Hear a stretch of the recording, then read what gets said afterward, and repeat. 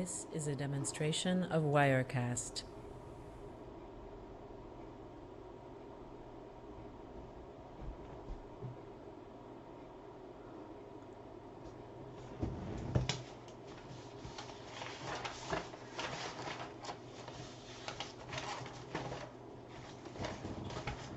Assalamu alaikum wa rahmatullahi wa barakatuhu. Hope everybody's here. Let's just start with as how we should start. Alhamdulillah Rabbil Alameen, sallallahu nabiyyina Muhammad wa ala alihi wa sahbihi ajma'in. Wa ashhadu an la ilaha illallah wahdahu la sharika lah wa ashhadu anna Muhammadan abduhu wa rasuluhu, amma ba'd. So yes, assalamu alaikum. Session 2, logical progression. Inshallah we will get started. There may be a few pauses initially. I just want to make sure that everybody can hear me properly. Everybody can see the screen properly. Inshallah, if you could just give me some feedback down below, because I did review the QP session yesterday, and your feedback is very important to let the people who know that we're on track.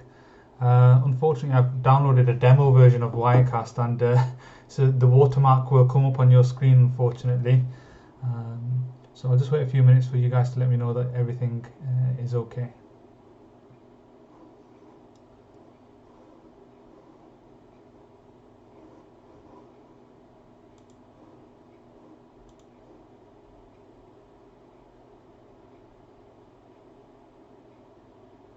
This is a demonstration of Wirecast.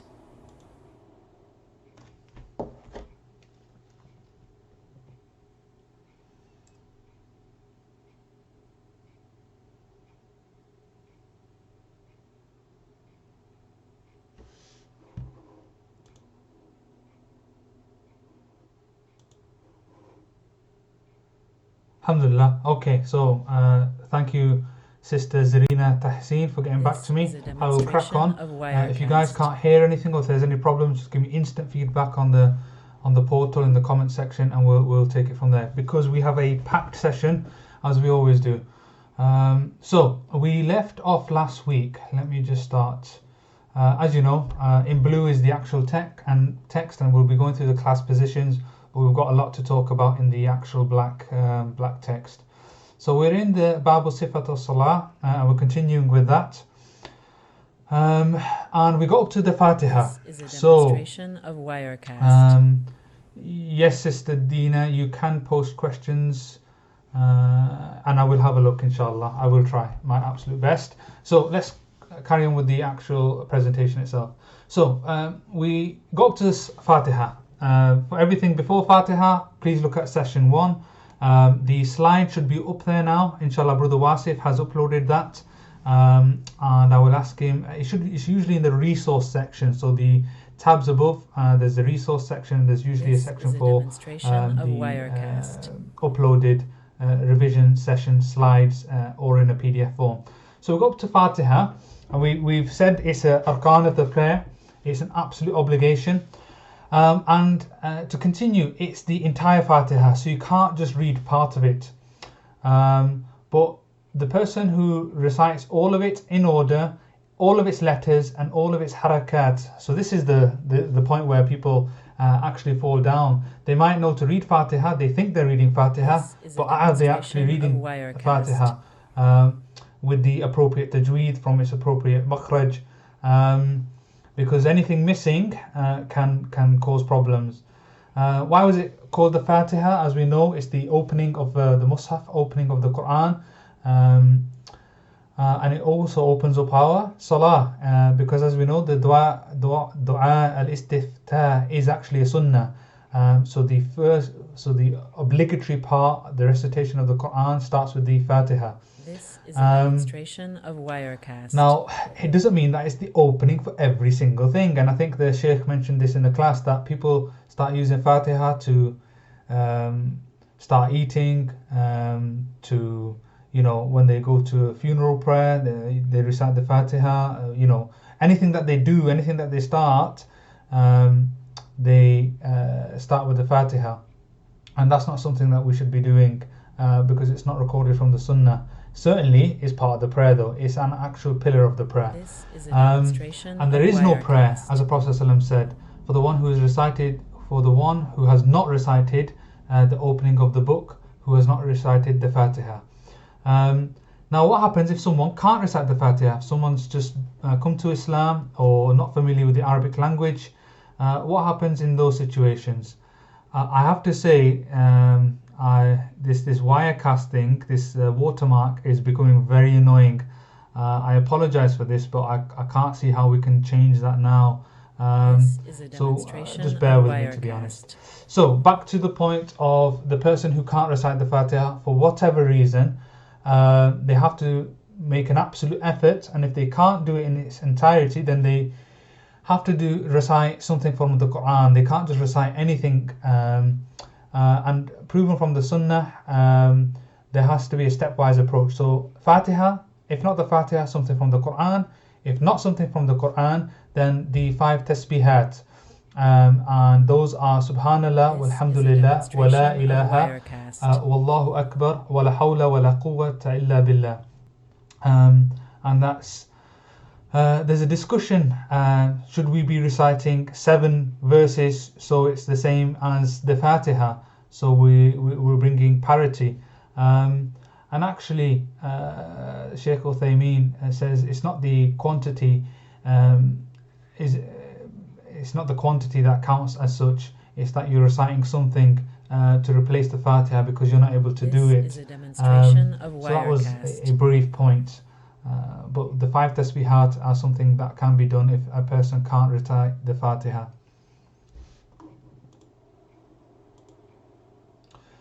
And we basically talked about dhikr, because the salah, in certain parts, we're allowed to do dhikr, but certainly once one's completed the Fatiha, when one's reciting the Fatiha, there's supposed to be reflection, This is a demonstration of Wirecast. but it can't go on so long that it's deemed a long period of silence, because this interruption is deemed too big.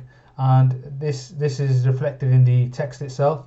If it is interrupted by a long non-legislated form of dhikr or a period of silence, so actually it could be either of the two.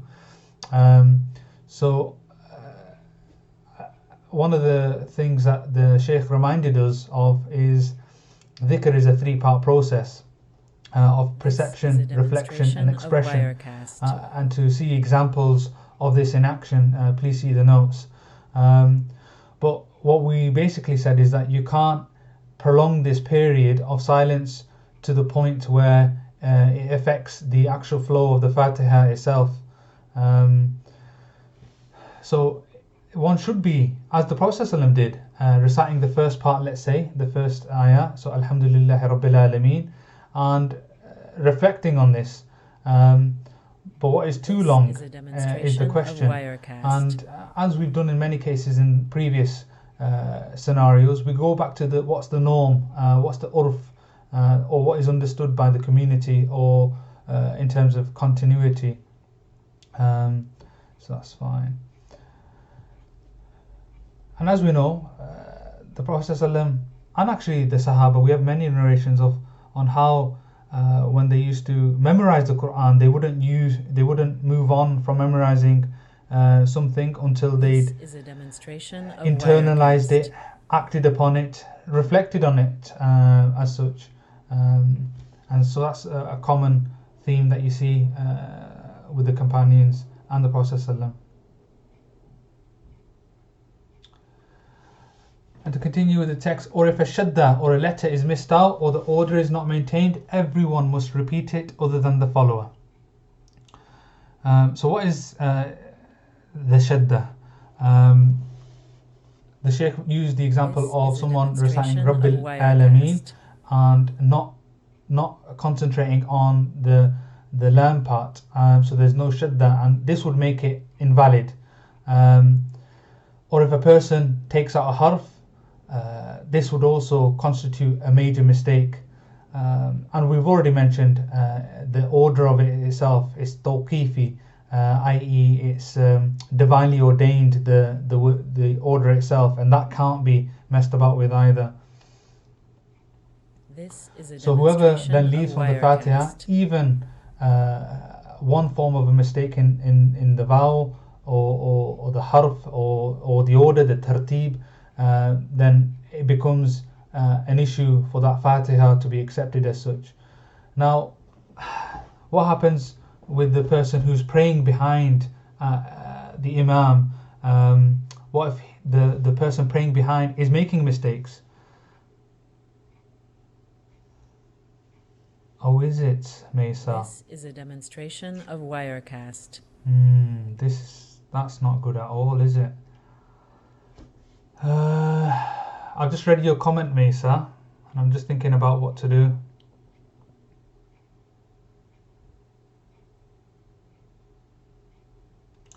Can I have a quick vote?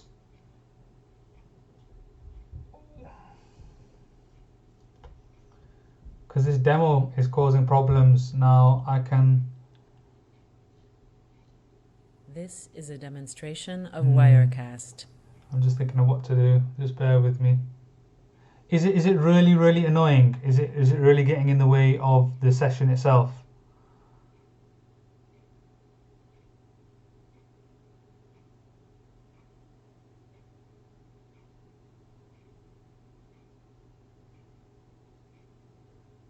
So I'll wait for you guys to feed back to me if it is getting in the way. Because the only thing I can think of is that this is a demonstration of Wirecast. Upload this onto another computer where the Wirecast is already installed, but that'll take me a good 10 minutes. But actually, no, I don't think I can. No, I don't think I can.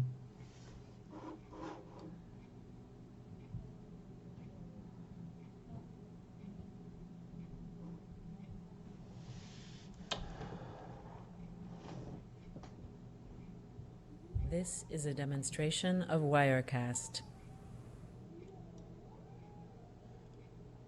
I've just read your comment, Dina. Just before I answer that, I don't think I can change the issue with the demo coming up or the sound issue unless we do this on another day. So either we carry on with the slight issues or we do it on another day. Hopefully I'll get those issues sorted. This is a demonstration if enough people of say that they're okay to Wirecast. carry on, then we'll crack on. If not, then we'll organise for another day.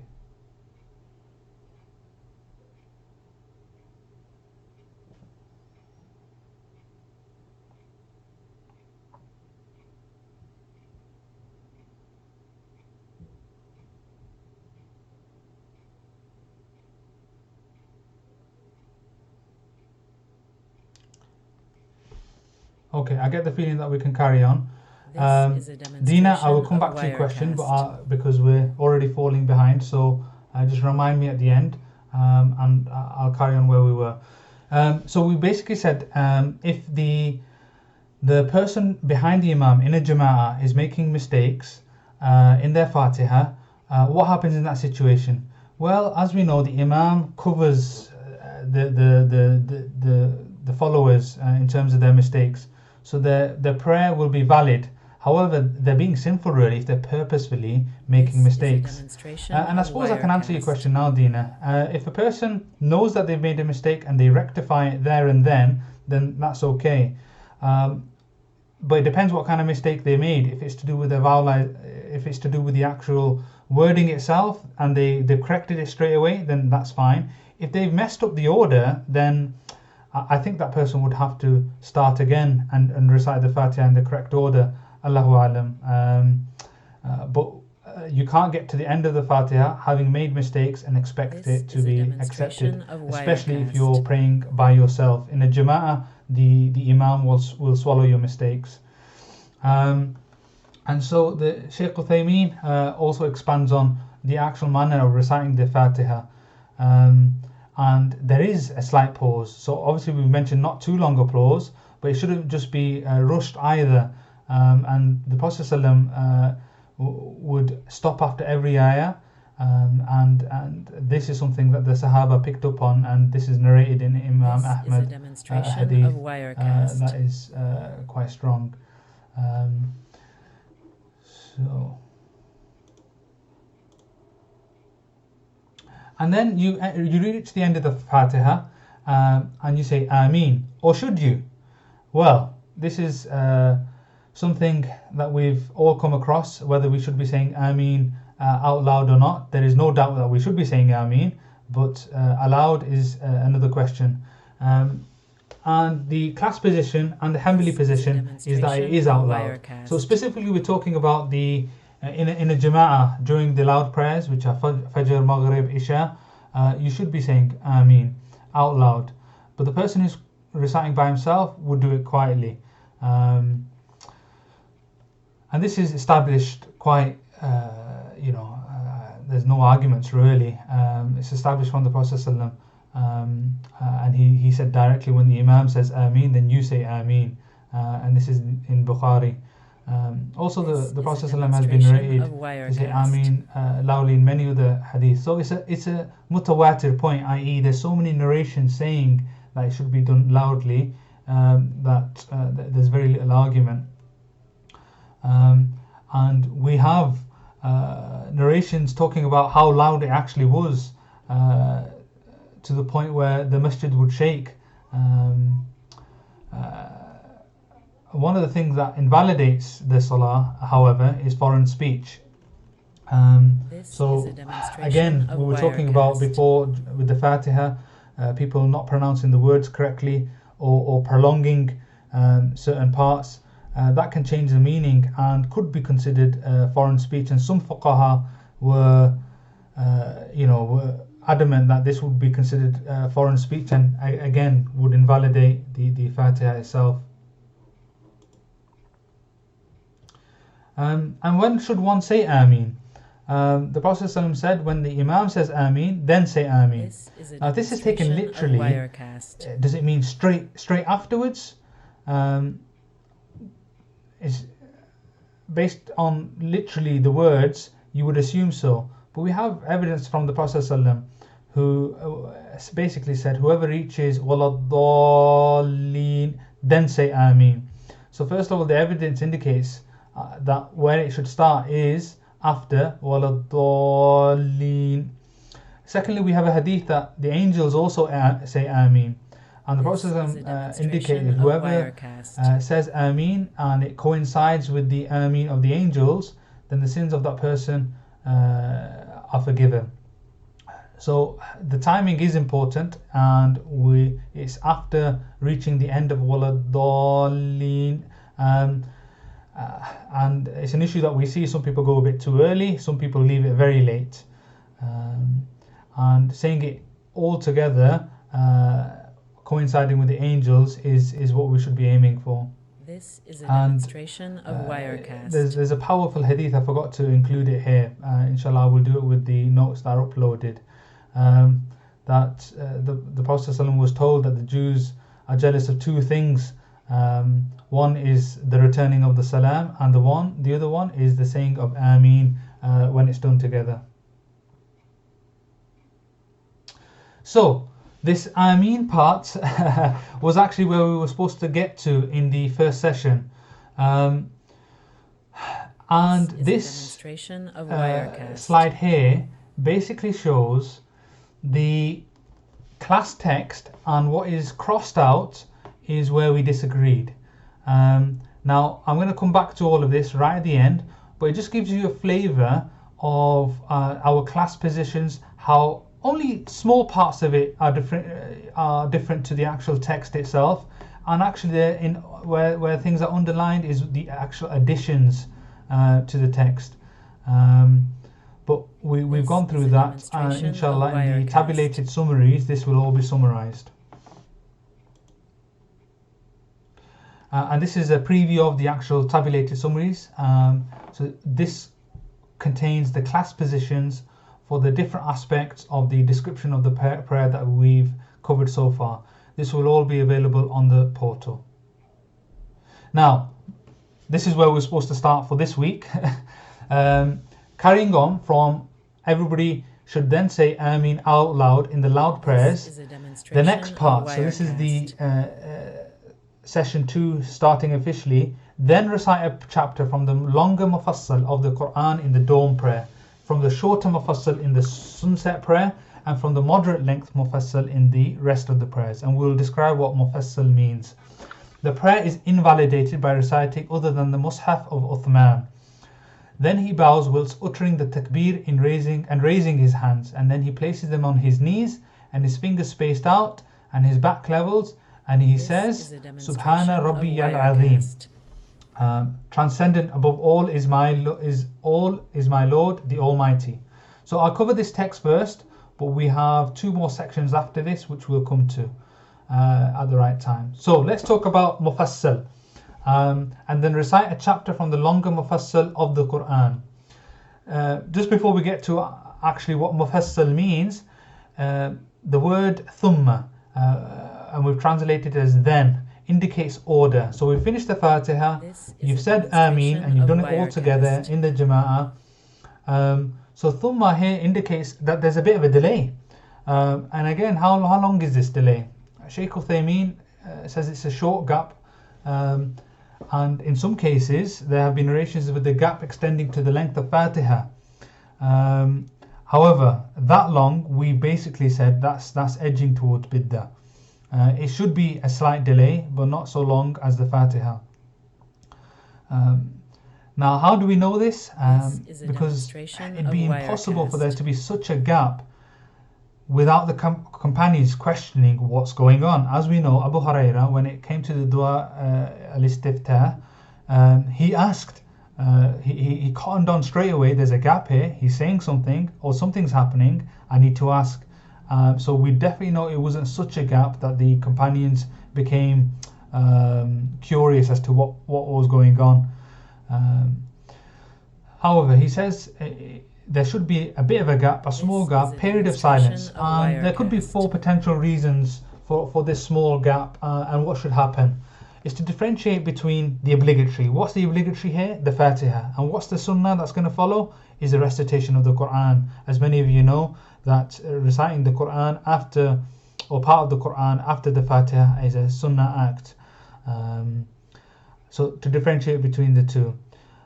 Also, if the person's stamina isn't great, it's allowed to allow him to get his breath back and recite as nicely as possible, moving on to the next part of the prayer.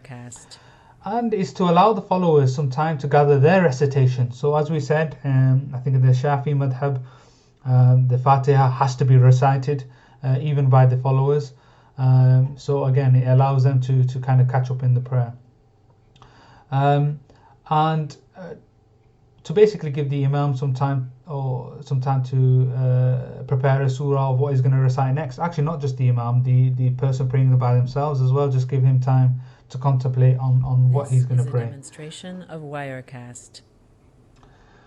And so what is he going to pray? As we said, it's a sunnah act after the Fatiha. How much do you pray? What do you pray? And what should you pray during which prayer? Are there any guidelines as such? And there are some indications actually. The sunnah is that in one rak'ah you should recite one complete surah. That's what's recommended. Just bear with me. This is a demonstration of Wirecast. So it should be one complete surah. It is permissible to divide a surah, but it should be one complete surah. And we've discussed this previously, that the Basmalah, or saying Bismillahir Rahmanir Rahim, you don't actually have to say necessarily for the start of the surah after the Fatiha, because actually it's been covered by doing it as part of the Fatiha. So it should cover the surah that you're doing as well. But is there any actual harm in doing it? Not necessarily, no. So mufassal, what is mufassal? Because we're going to talk about what we're going to be reciting. We're talking about something that has a lot of breaks in it. And these breaks in the surahs we see mainly towards the tail end of the Quran. And there are various narrations of what these mufassal surahs are, but we have, as the Hanbalis agree with, some advice that is from actually Surah Qaf until the end. So that's approximately 4 juz. And this is divided into three, with the shorter, medium length and the longer ones. Now the longer ones are considered to be from Qaf to Surah Nab'a. And where did we actually get all this from? It's actually from the narration of This is a Hudayfa. demonstration of Wirecast. Now the Malikiyya and the Hanafiyya actually took it from Surah Hujurat, but we take it from Surah Qaf, and this is something that we should bear in mind for the exam itself. So the longer ones are from Surah Qaf to Surah Naba, then from Surah Naba to Surah Duha. So these are the medium, and then the smaller ones are from Surah Duha to Surah Nas till the end. And it talks about the dawn prayer, the Fajr prayer, where we read the longer surahs. And what's the reasoning behind that? Well, we have evidence from the Prophet ﷺ, that in the Fajr prayer he used to read between 60 to 100 verses, and this has been authentically narrated. And Shaykh Uthaymeen tries to give shed some light on the actual prayers itself. As you know, well, actually I didn't know actually, the prayers were revealed in units of 2, and this was all changed, or they were all elongated except the Fajr prayer. And the reflection that Shaykh Uthaymeen had was that the Fajr prayer was a period where it was kept to 2, so we could recite more, and therefore the Quran was the major component of that prayer.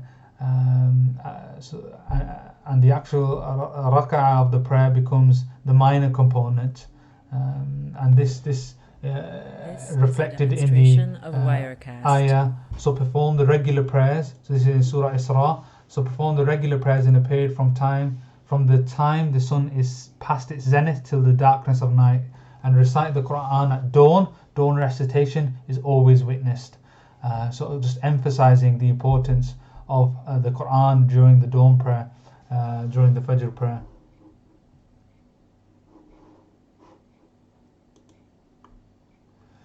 And then we talk about This is a demonstration of parts Wirecast. of the Quran or the surahs, what length is recommended, what is a shorter mufassal, what is a medium, what is a long. But do we have any evidence as to what is recommended during certain prayers? There's no set, you don't have to pray something particular during each prayer, but there was a common theme that we see from many of the ahadith. So for example, at-teen is the most common narrated for the Maghrib Salah. So for Isha, Surah Al-Layl and Surah Shams have been narrated quite often, and this is in Bukhari. For Dhuhr and Asr, the middle length ones, again Surah Duha has been mentioned, as well as Surah Tariq and Surah Buruj. But none of these are set in stone as such. If you don't recite these, are you doing anything wrong? Not necessarily, no. Like we said, it's a sunnah act, but these are some that the Prophet ﷺ is narrated to have more commonly recited during these prayers. Now, is it permissible to pray the same surah within the same prayer? And actually, we have direct evidence from the Prophet ﷺ. He recited Surah Zalzala twice in over 2 rak'ah, and this is in Abu Dawud, so showing how this is permissible. And so this also kind of on a tangent leads us to This is a demonstration of Wirecast. It goes against the theory that the person who knows the Quran the most is the person who recites, because actually you can recite from the shorter mufassal of the prayer. You can recite the same surah within the prayer itself. So it's not the quantity that counts here, but it's about the person who's most versed, good in qira'ah, and in the understanding of the qira'ah, and the understanding of the fiqh of salah, and what to do when something goes wrong. That is the person that's most appropriate to lead the prayer. And usually that is the person who's most well versed in the Quran, or is a hafiz, but not always. Now, tankis. This is a an issue that we need to quickly go through, which is it permissible to reorder the letter, ayah and the surahs of the Quran? We'll start with the letter. So for example, Alif Lam Mim. Are we allowed to say Mim Lam Alif? Absolutely not permissible. The prayer, this is invalidated if a person has done it intentionally. So there's no room for maneuver there. That's just absolutely not allowed. The next bigger section after the letter is are we allowed to reorder the ayah itself? This is also considered haram according to the strongest opinion, because the order of the prayer, order of the ayah is tawqifi, as we mentioned. This is an important term. It's been divinely legislated, i.e. it's been revealed in a certain manner, and we should be sticking to that order. And Shaykh Uthaymeen gives us an example here. And if we look at a verse in Surah Baqarah to do with the verses of divorce. So if any of you, not divorce, if for the person whose husband has passed away. So if we look at the two ayah that are both in Surah Baqarah, one revealed 6 verses later. If any of you die and leave widows, the widow should wait for 4 months and 10 nights before remarrying.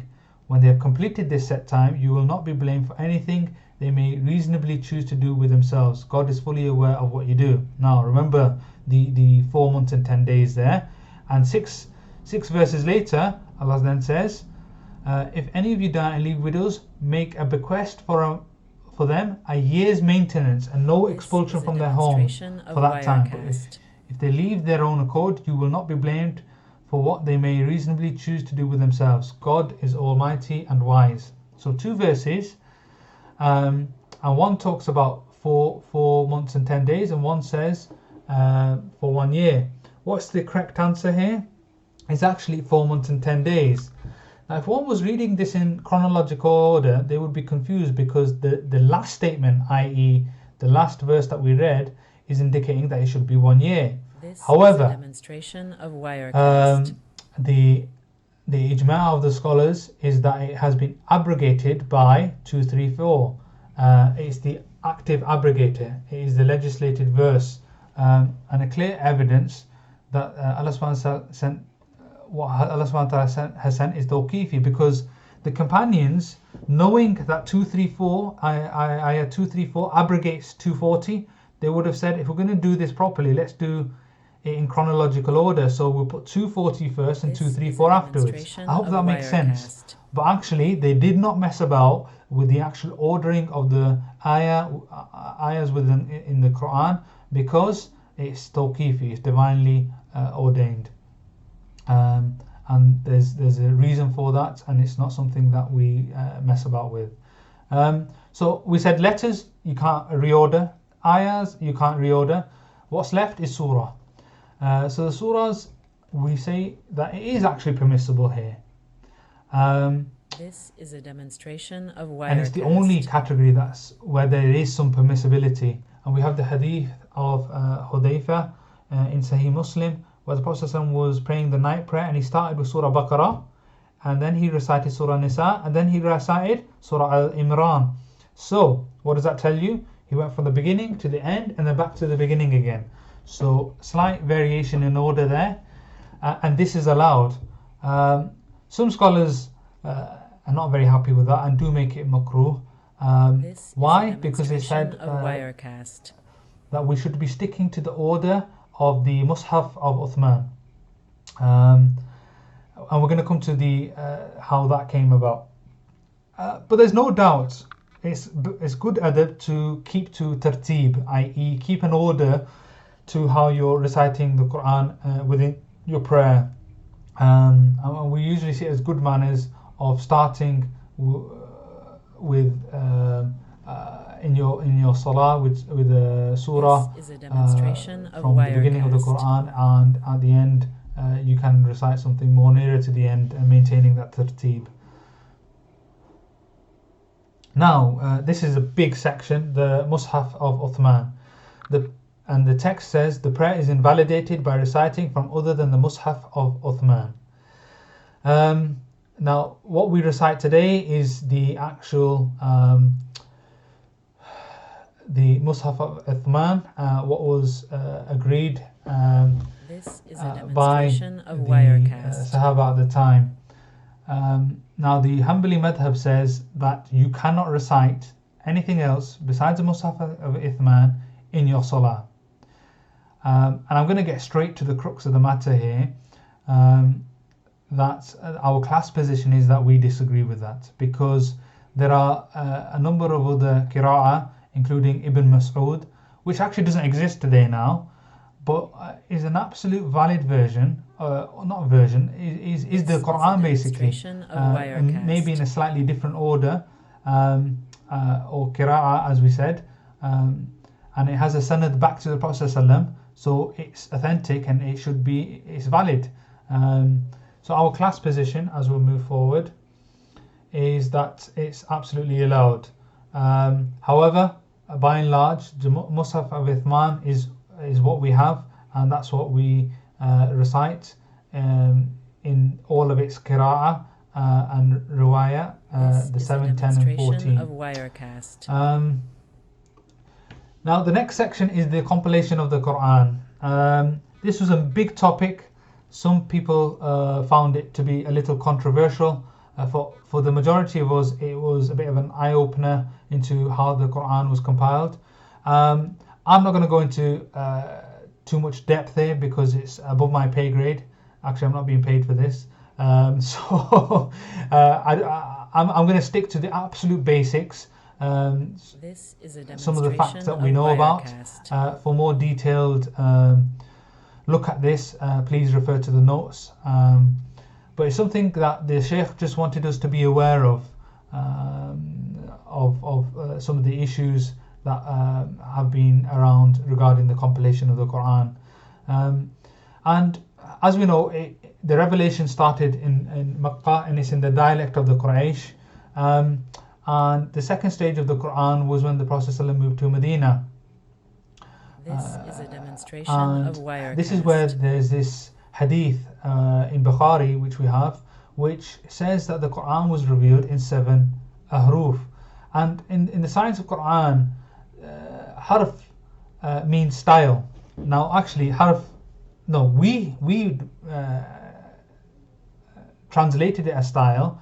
There's actually many meanings, but the Shaykh's preferred translation for what harf means is style, and style of recitation. Of Wirecast. Now the Quran itself, was it compiled during the time of the Prophet ﷺ? No. Was it written in the time of the Prophet ﷺ? Yes. Were the hadith written in the time of the Prophet ﷺ? By and large, no. And the reason for this was so it wasn't mixed. The Quran and hadith, the saying of the Prophet, wasn't mixed, which could potentially cause confusion in the future. So we had the Quran not compiled, but it was in its written form. So what was next? This is a during the time of the Prophet ﷺ, and actually during the time of Abu Bakr, there were some major massacres, losses of some of the big names who were had memorized the Quran. And Umar bin Khattab was one of the people who basically said to Abu Bakr, listen, we need to get the Quran down before we lose any more people. And so Zayd ibn Thabit was tasked by Abu Bakr to organize and compile the Quran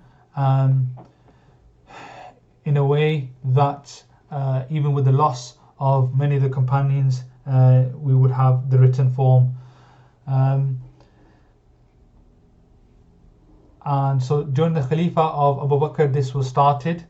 And Zayd ibn Thabit himself was one of the Qurra.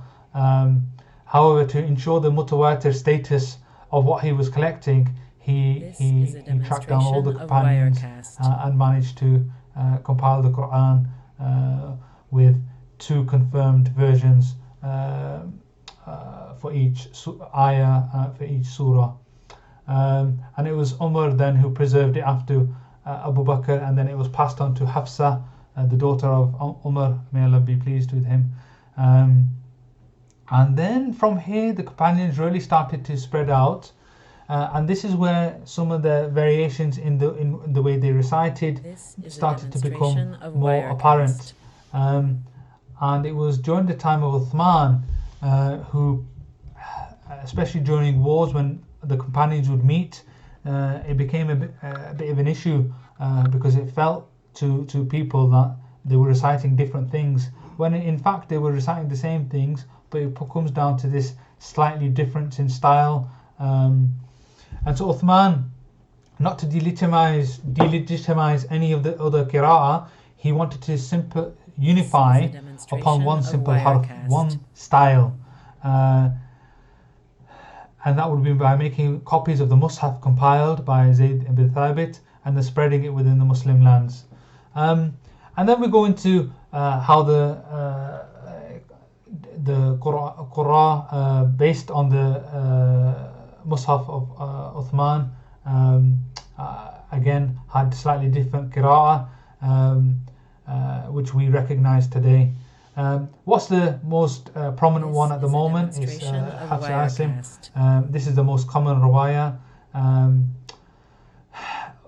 What does this all mean for us? It's good to know all of this, but it shouldn't take away from the fact that Allah subhanahu wa ta'ala has protected the Quran, and He's said this in Surah Al-Hijr. He said, we have sent down the Quran ourselves, and we ourselves will guard it even before you. And what does he mean by guard it? This is a demonstration of guard it in its harf, in its qira'ah, all of it, because we have no doubt that the Quran, in its beginning, its end, the power, the meaning that it comes with, its impact, this has all been protected as we see today. But at a technical level, we need to know about some of the differences which happened earlier on, and why Uthman agreed on one particular style, so as not to cause confusion among the general masses. So that's we've talked about what should be recited, is Sunnah, and now we've recited what we need to recite. Sorry, I should go back. Why am I going back? Because we disagree with this statement. The prayer is invalidated by reciting from other than the Mus'haf of Uthman. Of course, we will be reciting from the Mus'haf of Uthman, no doubt about it. But if someone's reciting from other than that, and it is the Quran and it's valid, then the prayer is still valid. So that's just a minor point. It doesn't have any real world bearing for us, but it's an issue that we need to be aware of. So carrying on, so we've done our recitation, and now we're gonna do our next takbir, because the initial takbir was a takbir, the opening takbir. This is a demonstration of and Shaykh Uthaymeen says, actually before this takbir, again there's a short pause. Why? Because we have a narration where the Prophet ﷺ would effuse 2 moments of silence in the prayers. The first of them would be when he would enter the prayer, and the second would be when he would finish reciting the Fatiha and the surah just before ruku'. So the first period of silence, as we know, is for the thana, the dua al-istiftah. The second is a pause for reflection.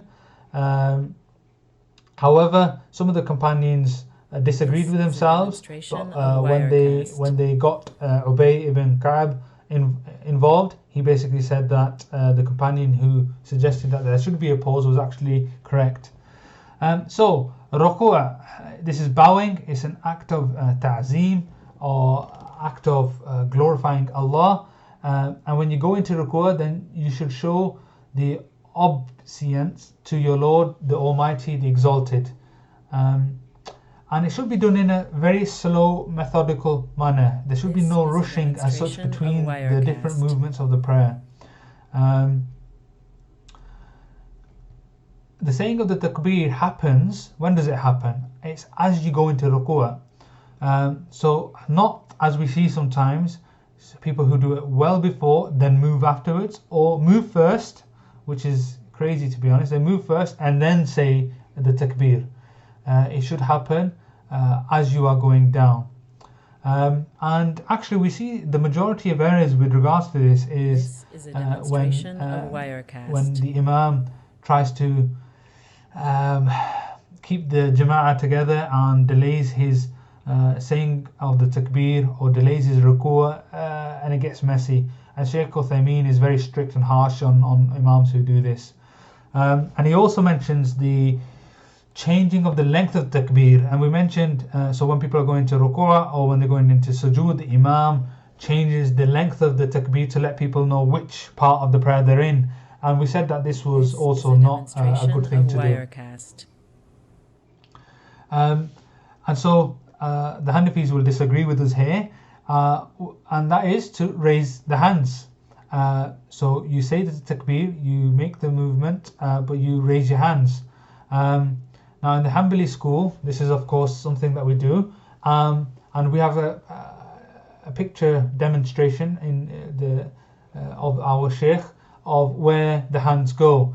And as we mentioned right at the beginning, the takbir, This especially is a the opening demonstration takbir, of Wirecast. we mentioned that the hands are between the shoulders and the ears, and we can still take it to the same level, but we have narrations of some of the companions who would make it slightly lower, which we'll come to in a second. Now the Hanafis consider the hadith where the Prophet ﷺ would raise his hands when he would make a takbir for ruku', they consider it to be abrogated. This is a demonstration And they have a of number of Wirecast. companions who support this this notion that the hand isn't raised. One of the most prominent ones being Abdullah ibn Mas'ud. But we've mentioned before, well beforehand, that actually there's many narrations talking about the hands being raised.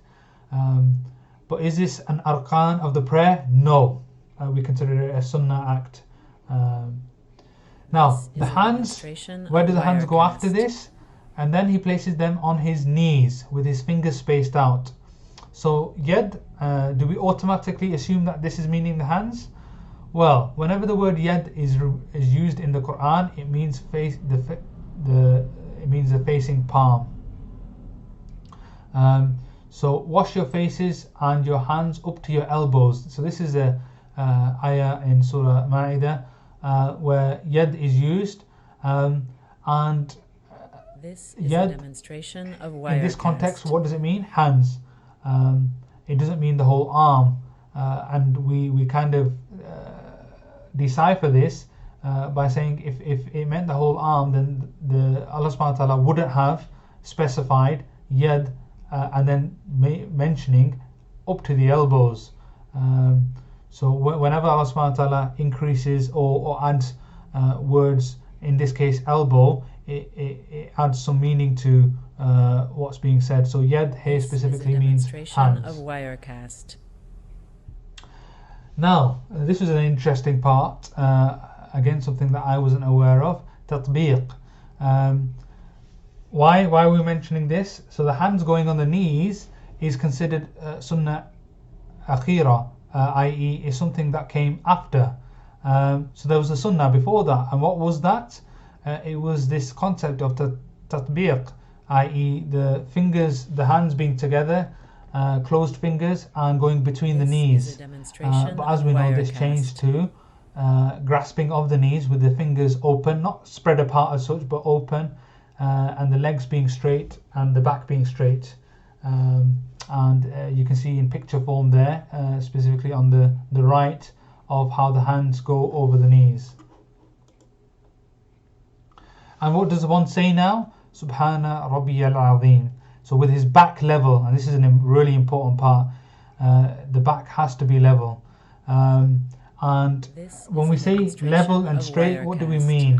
The technical terms we said were it was inclined in such a way that the back was parallel to the floor. We have a narration from Aisha may Allah be pleased with her, that when the Prophet ﷺ would go into ruku', if you place water on his back, upon his back, if you poured it, it wouldn't fall off. So that's showing the perfect balance and it being parallel to the floor. Now, how far do we take this? What is the from a fiqh point of view, from a legal point of view, what's the legal minimum? And we basically said that as long as it looks like ruku', it looks closer to ruku' than sujood, basically. The Shaykh mentions the passing the broom cupboard test, which I think is the next slide. Yes. So the first picture with the cross, if that's your ruku', that's not acceptable at all.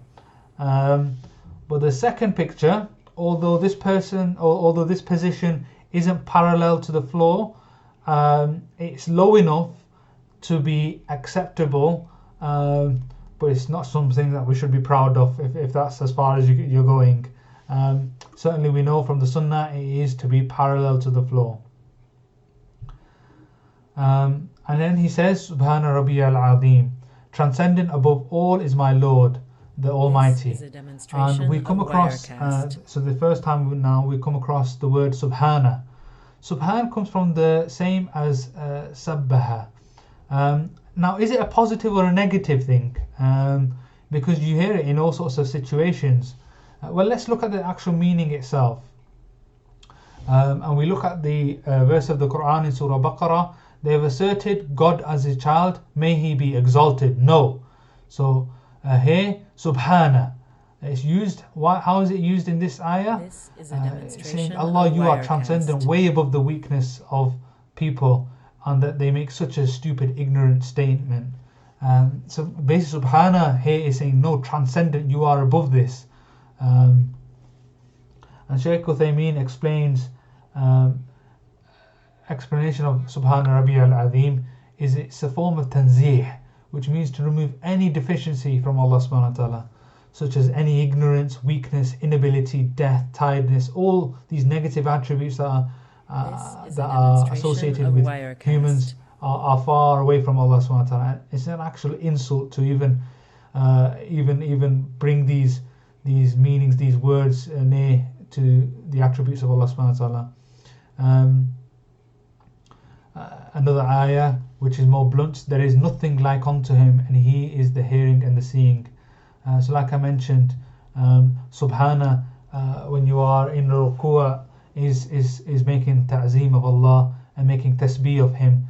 And that's why it's actually forbidden to recite Quran in ruku', because you're in a position where you're lower, and you do not put what is the high, which is the Quran and the words of Allah, into a subjugated position, because that's the position you're essentially in. And the obligation is to say Subhana Rabbiyal Azim once, and as we know, the sunnah is to say it 3 times. Now, to this Subhana Rabbiyal Azim, there are many variations and there are many increases that one can do. So adding wa bihamdi, the Prophet ﷺ would do this in response to the ayah below. Celebrate the praise of your Lord and ask for His forgiveness. He's always ready to accept repentance. So the Prophet ﷺ would say Subhana Rabbiyal Azim wa bihamdi. So he made ta'wil. So he'd say the ayah, Ya Allah, I'm responding to you, what you just told me to do in this ruku'. Okay, and there are other variations, other additions that you can add, which I've mentioned at the bottom, but they don't replace Subhana Rabbiyal Azim. So this is an important thing that we need to remember. It's an addition, not a replacement for what has been narrated. And then you say Sami Allahu liman hamida. He stands up straight whilst raising his hands, and with the imam, and the one praying alone says Sami Allahu liman hamida. Allah hears whoever praises him. So he lifts his head. As he lifts his head and his back, he lifts his hand. So again, we raise our hands. To what level does this go to? We mentioned again between the shoulder and the A's, and slightly lower, as some of the companions did, for the takbir. Let's have a look. This is a demonstration of Wirecast. Yeah, so we'll move on. So what's the translation of Sami Allahu liman hamida? So Allah hears whoever praises him. Is this correct? But we already know that Allah subhanahu wa ta'ala is the all-hearing. So does he hear those who don't praise him? Rather, in this position, Sami Allahu liman hamida should be translated as Allah subhanahu wa ta'ala responds to the one who praises him. Allah responds. And how do we come to this conclusion? Well, actually, there's a technical part in terms of the Arabic grammar on how the lam is used in the Sami Allahu liman hamida, because the meaning would not make sense that Allah hears, but rather Allah responds to the one who praises him. So this is called dalala of the lafz and the dalala of the ma'na, or the dalala of the maqam. This is a demonstration of Wirecast. And Shaykh Uthaymeen extends the point and says, hamd is praise. But what kind of praise is this? You're praising, but with perfection. You are basically praising him with perfection alongside the ta'zeem, which we've already described. So this is a specific recitation. If it is deficient or missing in the prayer, this becomes a problem. Now, what happens after this, is there are some narrations on how you can say Rabbana laka wal hamd, lakal hamd. Now you can add the waw in there, and then there's the Allahumma as well. But actually, I think that's coming next, really. So yeah, I'll come back to what other variations come after Sami Allahu liman hamida. Just back to the word hamd. There are other words that I use to describe praise. So thana and mad. But we mentioned that hamd is always positive, whereas mad can be in different states. And thana means glorification more than anything. And we said hamd in this scenario, when we say Sami Allahu liman hamida, is a more holistic praise of Allah subhanahu wa ta'ala. And then when standing up straight, this is a demonstration of they say Wirecast. Rabbana wa lakal hamd. And then this next part, mil as-samawati wal ardi wa mil ma shi'ta min shay'in ba'd. Now he only mentions 3 verses there, or 3 parts there. Did the author mean this, or was this a shortened version of something? And actually, yes, it is a shortened version of the below, which I've put in full there, and this is based on the hadith in Muslim. So this is something that the Imam says. Now what we didn't go into, interestingly, and actually if the online students or anybody that's listening, I was unable to find this area here.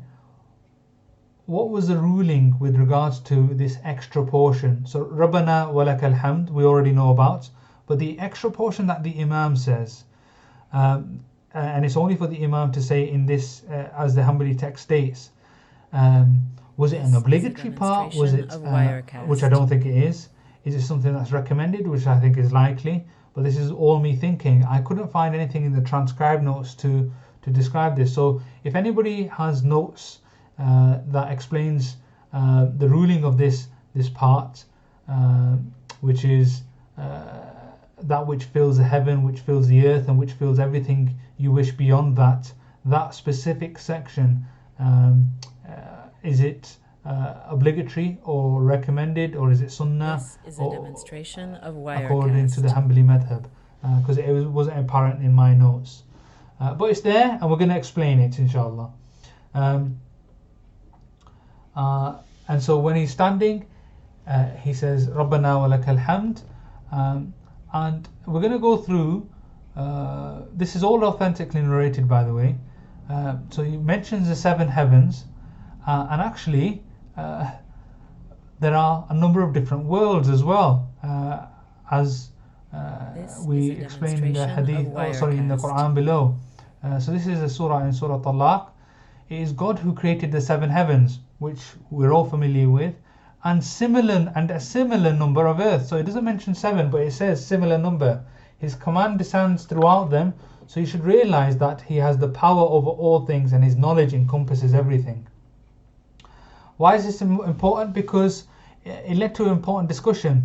So we're talking about how his hamd fills the 7 heavens and the earth. Demonstration of Are we giving hamd a physical reality? And Shaykh Uthaymeen says rather it's because everything that has been created, no matter where it is praising Allah subhanahu wa ta'ala, which therefore fills the heaven and the fills the heavens and the earth.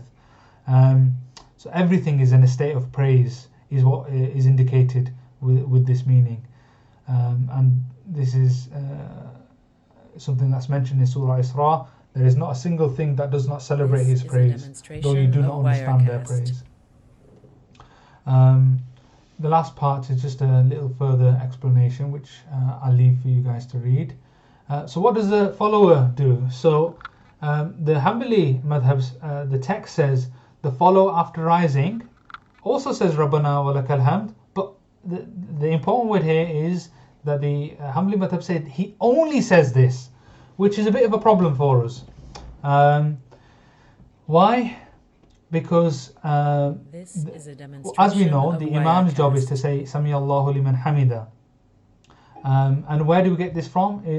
We get this from the Prophet ﷺ, and he said, pray as you see me pray. But we've got a bit of an issue here. When the Imam says Allah responds to the one who praises him, and then we say Rabbana wa lakal hamd, this is what the text is referring to when using the word only. But we know that a person after saying Rabbana wa lakal hamd can make dua, and there are many narrations from the Sunnah where you can say other things. So actually, in this matter, we disagree with the text itself. So yes, you should be saying Rabbana wa lakal hamd, but one can add more to this. But in a jama'ah, you have to be sensible about this, specifically This the is Imam a himself. demonstration of Wirecast. Now, what's not been mentioned is in the actual text itself. Is where the hands go. So after coming up, raising the hands, doing your takbir, do the hands go back down the sides, or are they crossed over on the chest? And because no text has been mentioned, there's a bit of a discussion that comes around from this, because there's no hadith that actually goes into this either. And the majority and the class position is that it does go into the default position by your side. However, Sheikh bin Baz, he argues that this isn't the default position. Rather, the default position is right hand over left hand, as it is in Salah, and it should be the same for ruku'. Now, you can go to and fro from here. It's a flexible issue. It's not considered a pillar of the prayer itself, but we went with the majority in the class position, was that the hands go by the side. And then whilst uttering the takbir,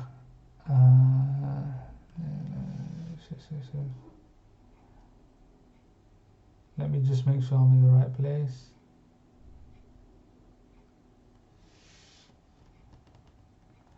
So he's come back up and he's done the takbir, and again thumma indicates a pause again. This is a demonstration of Wirecast. And we mentioned, should there be, how long is the pause here? In the Hanafi madhab, they go pretty quickly between the different stages of the prayer. Whereas we basically say that a person has to get into a position where they've stopped, breathed, and all the limbs are back into place. And this is the reason for the thumma, indicating this pause, so the person is relaxed. And the three madahib, the three imams, strongly emphasize this. It's only the Hanafis that don't see this as a rukn as such. Now, is there a time that one would pause? We have a hadith from Bukhari where the Prophet ﷺ was found standing in his ruku', and he's standing after ruku', his sajda, sitting between the sajda, next sajda, sitting after that before the taslim, and leaving roughly the same amount of time. Now this would indicate long pauses. A demonstration of Wirecast. And this can cause some confusion on how long the pause should be. But rather, after a bit of a brief discussion in the class, we said the emphasis was on slowing down rather than having long pauses. And slowing down between the changing of the positions is what we need to be doing. And then he falls in prostration onto 7 limbs, his 2 feet, then his 2 knees, then his 2 hands, and then his forehead, whilst including his nose. And this is based on the hadith of Ibn Abbas. And the Prophet says, I was ordered to prostrate on the 7 bones. And the order is indicated quite clearly, his 2 feet. We had a brief discussion why we're talking about feet when he's already on his feet. But it's to clarify the order. So it's the 2 feet, 2 knees, 2 hands, then the forehead, then the nose. And what it shouldn't be like, as we have many hadith that come describing that one shouldn't go down in the manner that a camel goes down. Now, we had many videos, which unfortunately I'm not going to share, although they were entertaining, on how a camel goes down. And the issue that we had with all of this is a camel goes down, but how do we term what's the leg, what's the arm, what's going down first, what's going down second? And the companions had the same issue really. And some basically said that the hadith mentioning don't go down the same as a camel, and Abu Huraira saying that the person should put his hands down first before his knees, saying this was his interpretation of how a camel went down, and saying that this was a mistake and he got it the wrong way around, and this is termed as inqilab. However, this is a flexible issue. Sheikh Abu Isa, his preferred position is knees first, then hands. But actually Ibn Taymiyyah has written a small essay on this and said that either way is acceptable, so you can do hands first, then knee, as there is room for maneuver in this, and that's the class position as well. And it has to be on what kind of surface? This can be onto any surface covering other than the 7 limbs themselves. So as with any part of the prayer, it can't be on a surface that has najis on it. But what the addition here is it can't be on any part of the body itself. So you can't make sajda on your own hands and arms. And we're going to come to what we mean by that, because that does sound strange. It is absolutely permissible to have some sort of barrier, but this barrier can't be any part of your anatomy or any part of anybody else's anatomy. Some scholars have said that having something on the floor specifically for the head is makruh, because it resembles part of the Shia sect, the Rafida, who use clods of earth to do sujood on. Although we reject this, they do have some basis for this, and they base it on the hadith where the Prophet ﷺ said that the earth was made for me a place of prostration and a purifier. However, we have that's all well and good, but they've taken it in the literal aspect, and they believe that it has to be on the earth itself. However, we have so many narrations of the Prophet ﷺ praying on leaves, mats, clothes, of various things, all acceptable. Now, the issue with praying on limbs or your own limbs for a momentary period is not a major issue, but repeatedly doing it is problematic, and is basically has a potential to invalidate the prayer. What we need to bear in mind, though, with all of this is when someone's praying, is if someone can't prostrate, i.e. can't go on their 7 limbs, there is room for maneuver, and this is based on some of the rules that are established in the Quran, some general rules. So be mindful of God as much as you can, so do as much as you can basically. And the Prophet ﷺ also saying in the hadith, if I command you to do something, then do of it as much as you can. Both these, the ayah and the hadith, we've seen many times, indicating that we do as much as we can, but doing as much as we can has to be done in a correct manner as well. So we mentioned the importance of the sajda is because it's a state of submission, and the point where we're closest to Allah subhanahu wa ta'ala, and mentally and physically we need to humble ourselves before Allah subhanahu wa ta'ala, as mentioned in this ayah. And the Prophet ﷺ mentioned many of the benefits of those who do sujood properly. He mentioned the fire will not touch the indications of people who do sujood, and the Prophet ﷺ said that he would recognize people by the signs of sajda, and this is despite the whole of humanity being there. So let's go back to the point of what happens if you're not able to make sajda properly. Well, it all depends on what you're not able to do, and the general principle is, if you're not able to do the sajda fully, then you try to do of it as much as you can, or what closely resembles it. And this doesn't automatically mean that you end up sitting in a chair, and actually the asl is to be sitting on the floor if you're not able to go down. But if you're not able to get back up, there's issues where you cannot do that, then the chair is an acceptable alternative, but it's seen as a last resort. And we mentioned about how to indicate for ruku' and sujood. So not the best of pictures, because the logical progression banner on the bottom of each picture is slightly hindering the full view. But there has to be an indication. So first of all, the hands have to be straight, and when you do ruku', you're indicating, and when you're doing sujood, you're indicating. Now there has to be a difference between the two, and you can see the Shaykh showing here that going slightly lower than the ruku' itself. So this is one way in which we can show that we're indicating, and this could be on the chair if appropriate. But like we said, the asl is to be sat on the floor if possible. So he's gone into sujood, and he's gone in a specific manner, as we mentioned. The 7 bones are now touching the floor, so we've enumerated them. Now, what position is everything in? So the head and nose are touching the floor, and now we're going to go one by one, looking at the different body parts.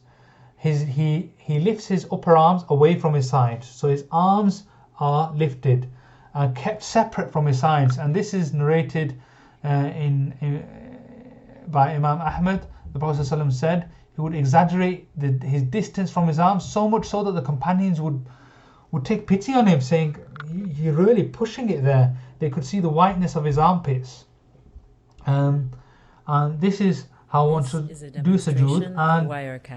And in a jama'ah, one should do this, but taking into consideration his fellow musallin, and he shouldn't be causing harm or problems. And actually, it is better for him to bring his arms in, which means leaving a sunnah, and you would still be rewarded for this, because you're leaving a sunnah so as not to cause harm. Now, I'm very aware that we need to pray Maghrib. I'm just going to check where we are in all of this. We've got another 10 slides. I would say another 10 minutes, inshallah. So please bear with me.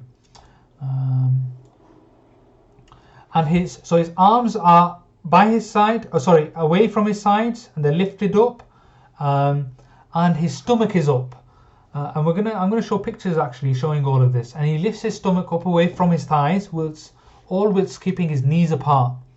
So another hadith narrated by Imam Muslim, where he would keep his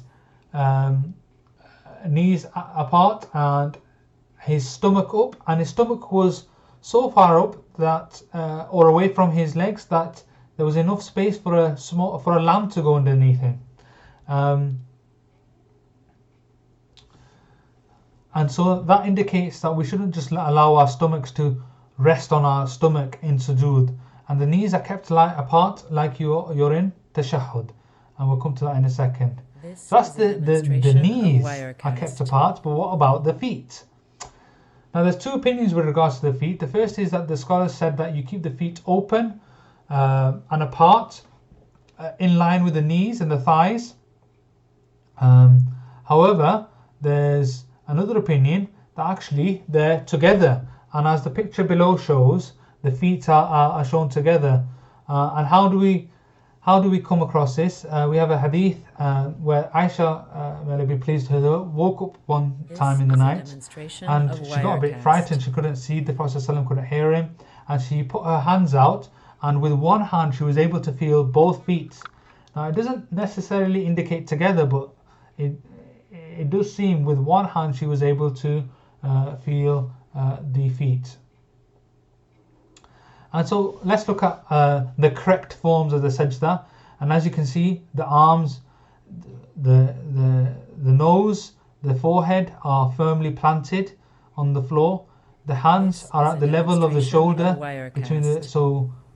almost in the takbir position. So at the level of the shoulder, just underneath the ears.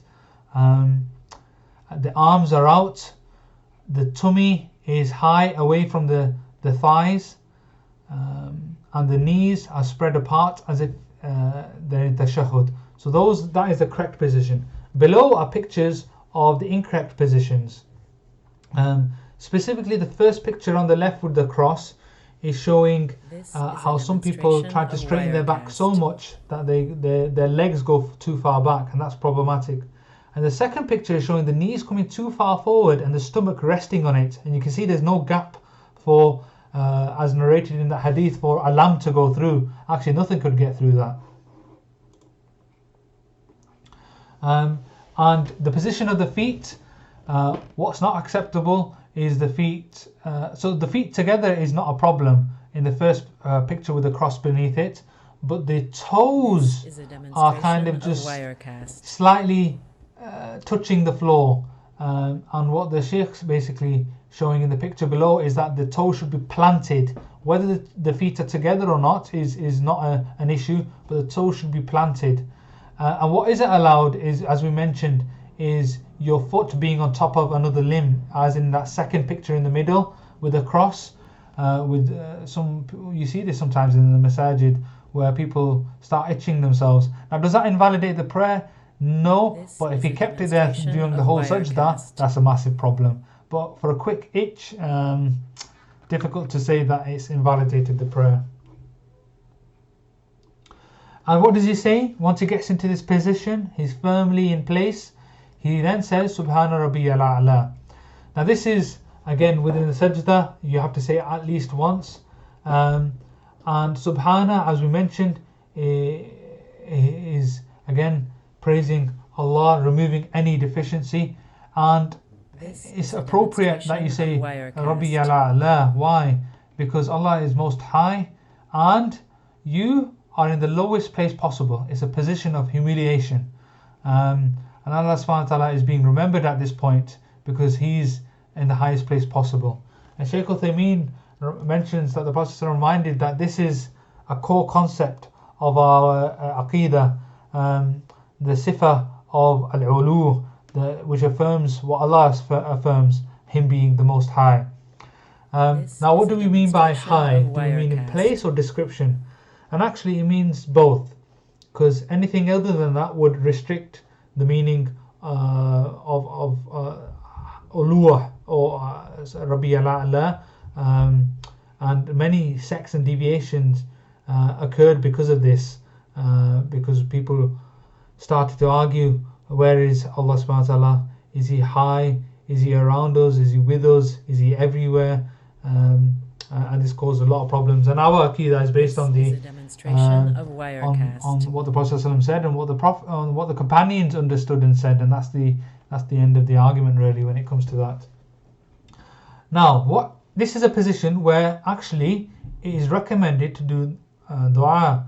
This is the point where you're the closest to Allah subhanahu wa ta'ala, and it's recommended to do dua. But just as in ruku', it's not a place to recite Quran, because the Quran is the word of Allah, the Most High, and we're in a position of humiliation, This is a a demonstration low of position, Wirecast. and we don't bring the Quran down to such a level. And we have, but like I said, we are supposed to do dua. As the Prophet ﷺ said, that a person is closest to his Lord, so then let him increase dua, and he was describing sujood. And here are some examples, which I'm not going to go through. They are there for your benefit, and if you want to go through this. And there are many more longer versions of dua that the Prophet ﷺ was narrated to have said. And then he lifts his head whilst uttering takbir. Again, the takbir is done as the movement occurs, and sits muftarishan, sitting on his left foot. So that's what muftarishan means. And whilst his right foot is upright, and we're going to describe what that is. That the right foot is being in a state of nasab. He then says, Rabbi ighfirli. So the left foot is flat and he's sat on it, and the right foot is completely upright. And I'm going to show you a picture. Not the pictures below, that is going to come up soon. This is a demonstration of Wirecast. Now, this isn't always possible to do, but this is the sunnah, and we should be trying to be close as this to as possible. Now, the first picture showing both the feet being in a state of nasab almost is allowed, but it isn't the sunnah as such. What isn't allowed is the second picture where both the feet come out, so neither is it muftarishan and neither is it in a state of nasab either. So as the Shaykh mentioned, that this is not allowed. And this is how it should be. Okay, so you can see the left foot underneath the buttocks and the right foot upright with the toes pointed towards the Qibla. And this position is described as being in a state of nasab.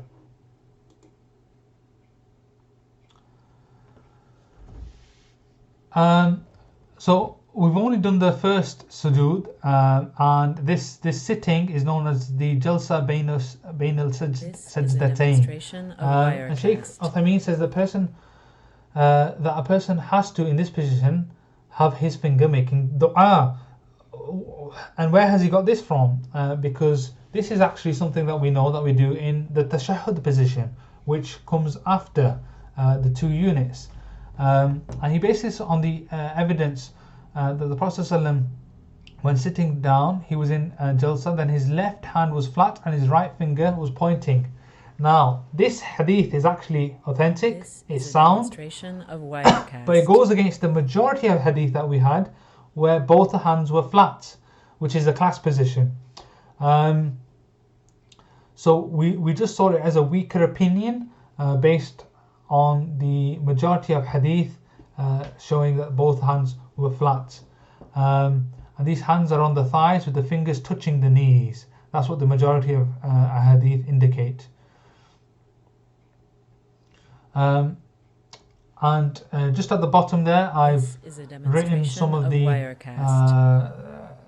written in Arabic the terms for thumb, index finger, middle finger, as it was described in the hadith, and it's something worth knowing. Again, maybe something hint might come up in the exam. And then he says, Rabbi ighfirli. And we have many authentic narrations that it wasn't just this, there were a number of variations, some stronger than others, but the Hanbalis mentioned that Rabbi ighfirli said twice is a demonstration is what they've gone with. And the majority say that it's sunnah, however the Hanbalis obligate it, but our class position is that it is sunnah to do. So that's Rabbi ighfirli. We've come to the end of the session 2 session. I really apologize about the sound and this Wirecast logo keep coming up. Is something that inshallah we'll bear in next time. This is a demonstration The of slides, Wirecast. however, will be clean and won't have any of these issues, so something that you can read later on when we upload it to the portal. Now, just to go through the actual class positions for everything that we've mentioned.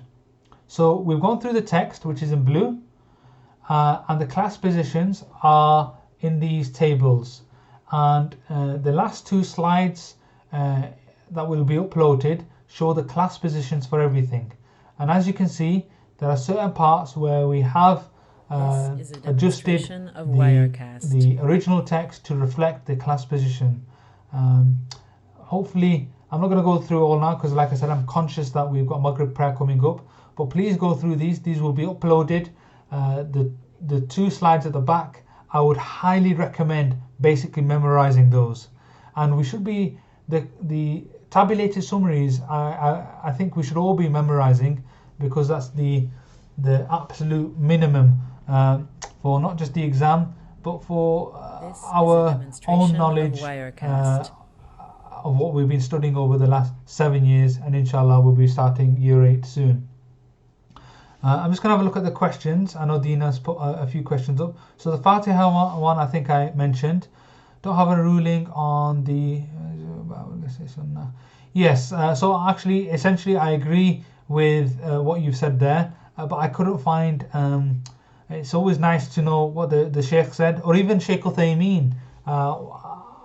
My Arabic isn't great, but I might have a look at the actual Arabic text to see whether Sheikh Uthaymeen explains whether the Imam has to say this or is it recommended.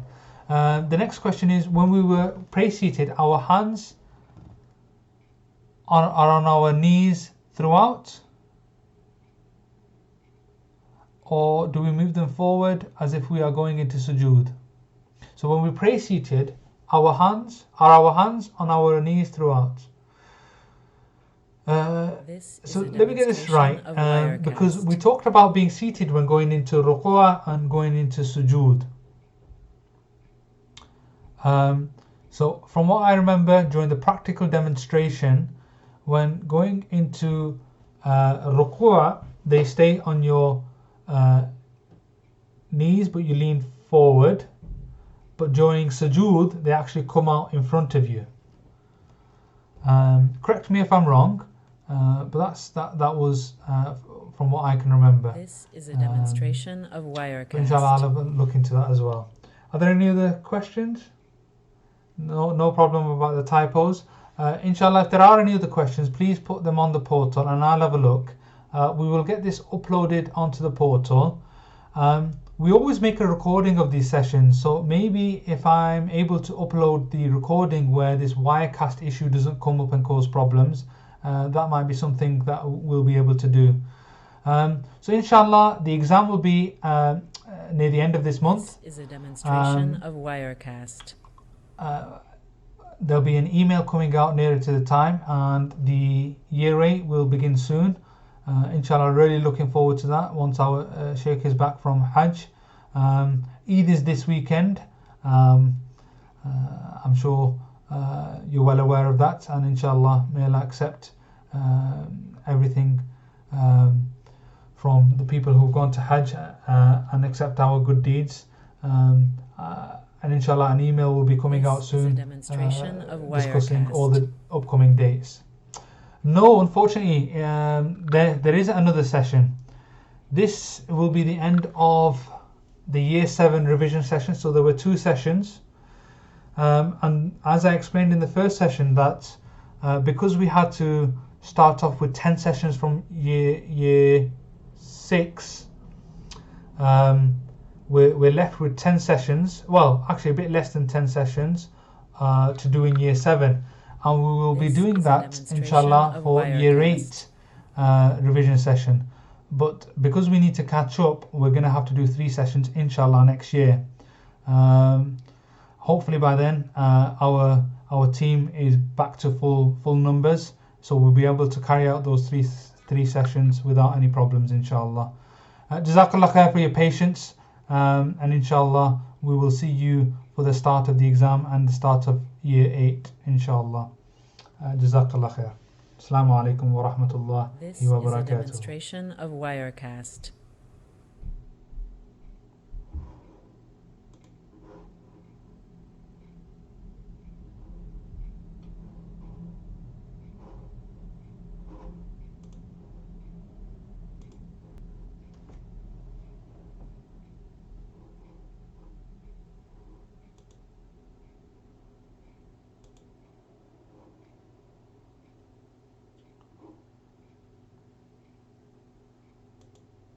This is a demonstration of Wirecast.